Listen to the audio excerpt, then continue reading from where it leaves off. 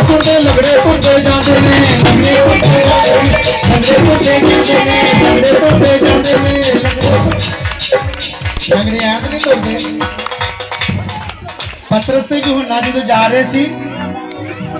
ते रस्ते में एक भीख मंगण वाला बैठा उन्होंने कहा सोना चांदी नहीं साडे कोले पर जो है तेनू जरूर दे के दासा ने हाथ फड़िया उसे घड़ी तगड़ा हो गया तो लिखा कुद के उठिया किदा उठिया उदा ही उठना सारे